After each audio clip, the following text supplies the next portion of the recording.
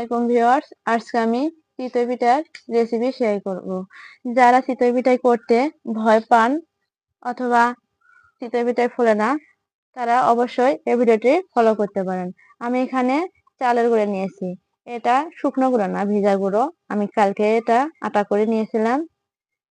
আমি এই 2 কাপ আটা নেব। অবশ্যই আটাটা পরিমাপ মতো নেবেন, তাহলে পানির পরিমাপটা বুঝতে পারবেন। এখন দিয়ে দিলাম স্বাদ মতো লবণ। আটা লবণটা আমি ভালোভাবে মিক্সড করে নেব। আমি হাত দিয়ে মিক্সড করতেছি, আপনারা চাইলে অন্য কিছু দিয়েও করতে পারেন। আমি এখন অল্প করিয়ে গরম পানি দিয়ে আটাটা ভালোভাবে মেখে নেব। এটা বেশি গরম পানিও হবে না, কুসুম গরম পানিও হবে না, মাঝামাঝি সাইজের যে গরম পানিটা হাতে আমাদের সবে, সেই রকম গরম পানি দিয়ে এটা আমি করে নেব। আগে আমি আটাটা ভালোভাবে ছানিয়ে নেব। একবারে বেশি করে পানি দেব না, আমি আগে এটা ভালোভাবে মেখে নেব।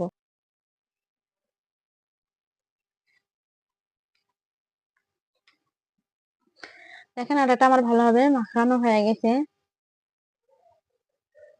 আমি যে 2 কাপ পরিমাণে এখন আটা নিয়েছিলাম, এখন ওই কাপের পরিমাপতে এখানে পানি দেব। 2 কাপ পানি দেব। দেখেন আটার মধ্যে আমার কোনো গুঁড়ি গুঁড়ি নেই, সেজন্য আমি ভালোভাবে এটা মেখে নিয়েছি। এখন দিয়ে দেবো এখানে পানি। যে কাপ দিয়ে আমি আটা নিয়েছি, ওই কাপের পরিমাণে এখানে আমি 2 কাপ পানি নেব।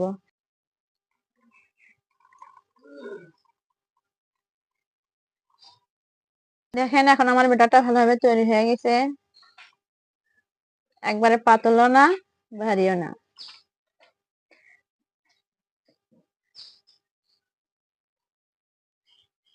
এটা আমি 10 মিনিটের জন্য রেস্টে রেখে দেব। আপনারা চাইলে আধা ঘন্টাও রাখতে পারেন। দেখেন এটা এখন কতটা সুন্দরভাবে হয়েছে, পারফেক্ট। দেখেন তাই এটা ভালোভাবে গরম হয়ে গেছে। এখানে আমি তেল আর পানি একটু মিক্স করেছি, এভাবে মাঝখানে দিয়ে দেব।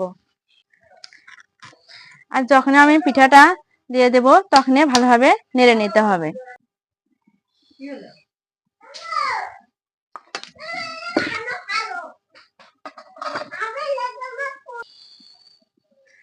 দেখতে পাচ্ছেন আমি এখন পিঠাটা দিয়ে দিলাম। এখন ঢাকনা দিয়ে দিলাম। আমি 2 মিনিটের মতন, 2-2.5 মিনিট এটা রাখি দেব। দেখেন পিঠাটা এখন আমার ফুলে গেছে।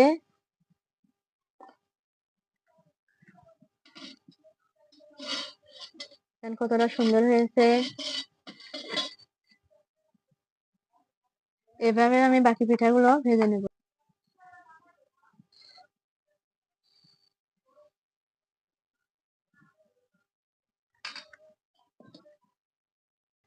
এখন আমি আরো একটা পিঠা এখন হয়ে গেছে, দেখেন কতটা সুন্দর হয়েছে। নিচটা কোনো রকম পোড়া লাগেনি, দেখেন কতটা সাদা সাদা হয়েছে। এভাবে আমি বাকি সবগুলো পিঠা ভেজে নেব। আজকের রেসিপি এখানে শেষ, দেখা হবে অন্য কোনো রেসিপিতে। ধন্যবাদ, সবাই ভালো থাকবেন।